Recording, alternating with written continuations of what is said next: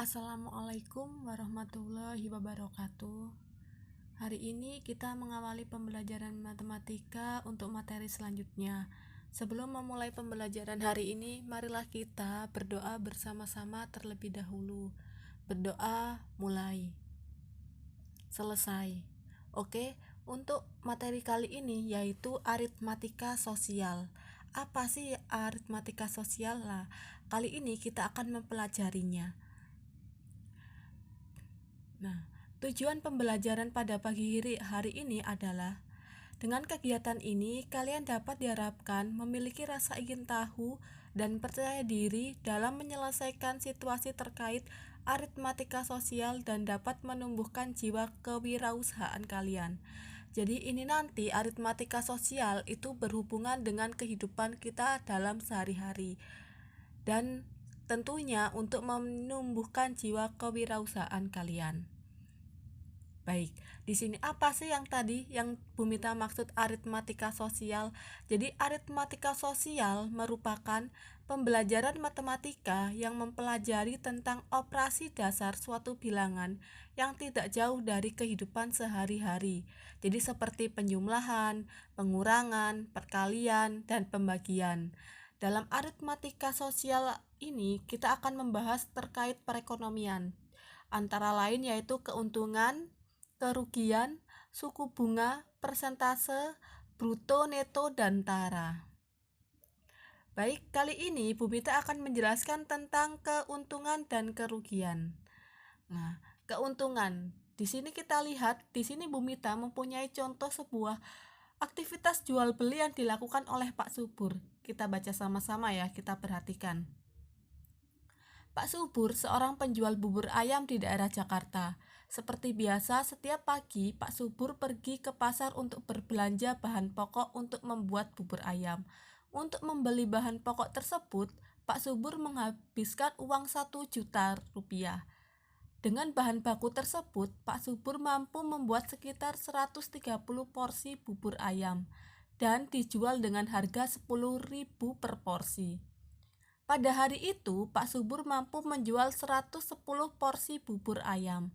Nah, di sini Bumita berikan contoh suatu aktivitas jual beli.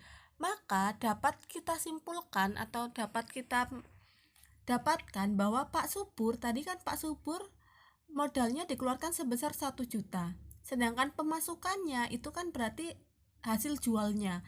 Hasil jualnya berapa? Dia mampu menjual 110.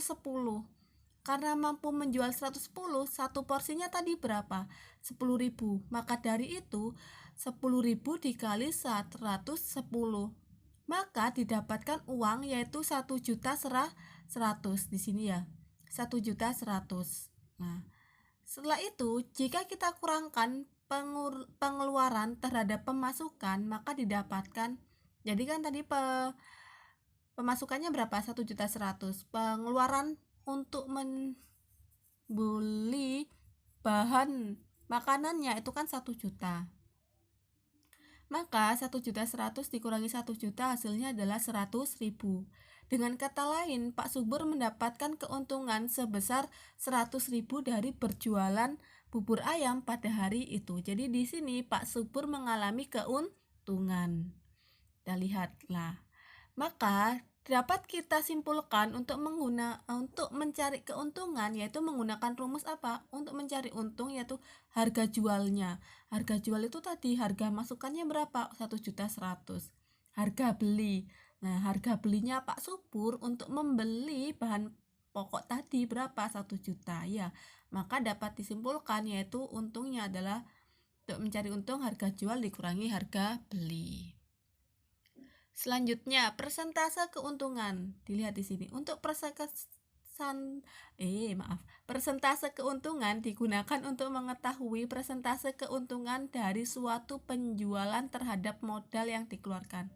Misalkan kita sepakati bersama bahwa PU adalah persentase keuntungan, HB adalah harga beli, HJ adalah harga jual. Maka untuk mencari persentase keuntungan yaitu harga jual dikurangi harga beli, atau bisa juga U ya, per harga beli dikali 100%. Di sini Bumita mempunyai contoh soal. Dilihat di sini. Pak Meru membeli sebuah motor klasik dengan harga 5 juta.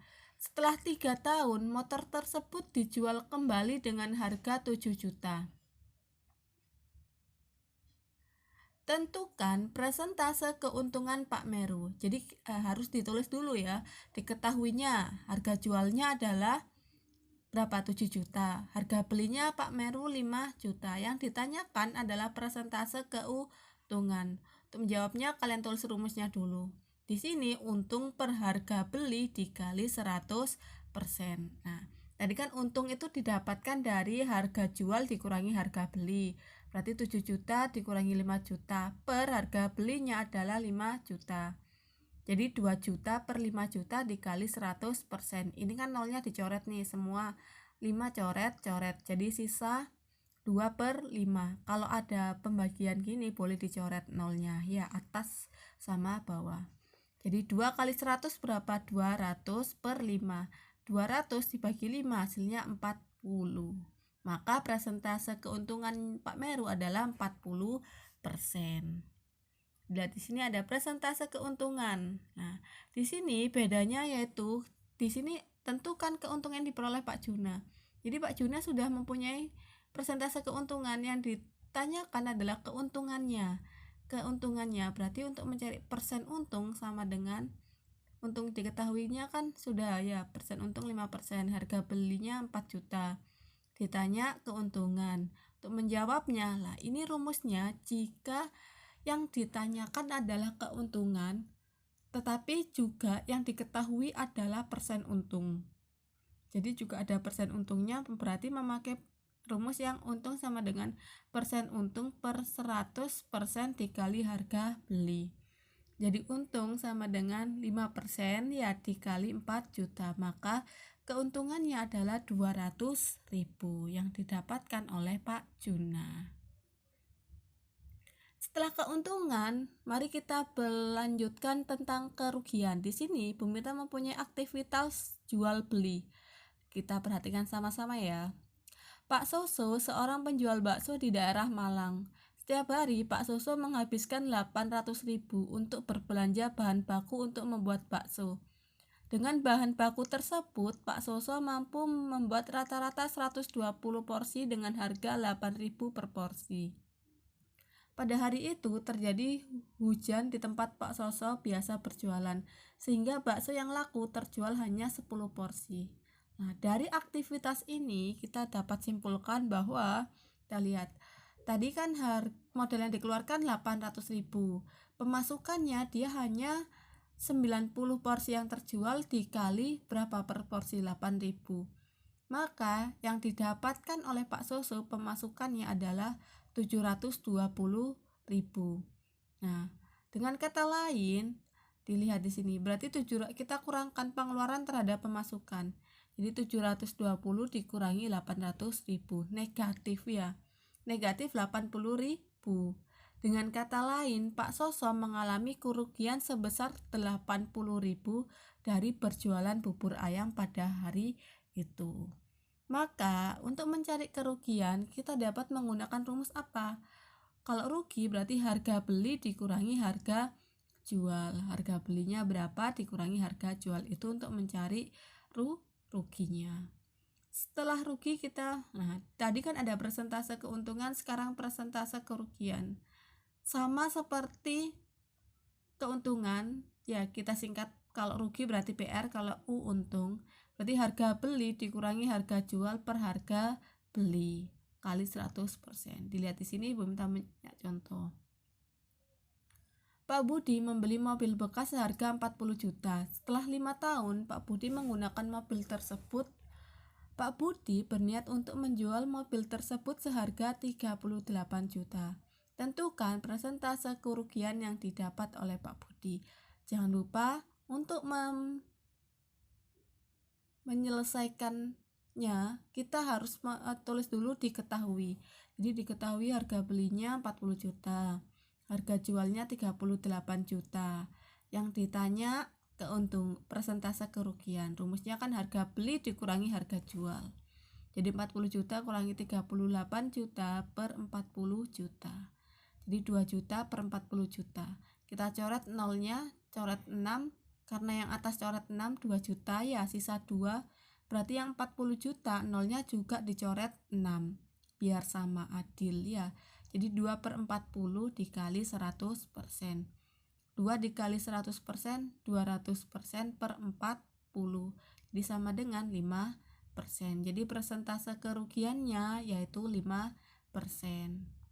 Nah, sekarang kalau misalnya yang ditanyakan adalah itunya, ruginya. Pak Rapi membeli sebidang tanah seharga 50 juta. Karena hal mendesak, Pak Rapi menjual tanah tersebut dengan kerugian 4%. Tentukan harga jual tanah Pak Rapi. Berarti kan mengalami kerugian. Kerugiannya berapa? Nah, berarti 54. Jangan lupa ditulis diketahui. Setelah itu persen rugi dikali 100%, dikali harga beli. Kerugiannya 4%, 4/100 ya, dikali 50 juta. Maka didapatkan ini 100-nya dicoret sama dicoret di sini, 4 dikali 500.000, hasilnya adalah 2 juta. Itu adalah kerugian yang dialami Pak Rapi. Nah, di sini sudah Bu Mita simpulkan bahwa kalau keuntungan ini rumusnya semuanya ya, kerugian ini nanti kalian tulis di buku catatan kalian ya, dari awal tadi sampai akhir ini ditulis. Setelah itu Bu Mita mempunyai soal, ini hanya ada 2 soal, kalian kerjakan, jangan lupa untuk ditulis, diketahui, ditanya, dan dijawab ya, sama seperti contoh tadi. Jangan lupa ini juga ditulis ya, sampai ini soalnya juga ditulis semuanya. Setelah itu baru dikerjakan, jangan lupa untuk menggunakan cara. Saya rasa sampai di sini dulu pembelajaran hari ini. Bu Mita harap kalian tetap semangat dalam belajar meskipun belajar kita dari rumah. Bu Mita akhiri. Assalamualaikum warahmatullahi wabarakatuh.